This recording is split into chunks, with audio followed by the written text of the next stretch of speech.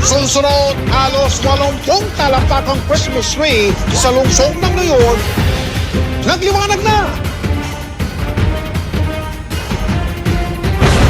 Alay sa Valdez, sasabak kaya sa Game 2 ng V-League Finals kahit pinagsabihang huwag munang maglaro.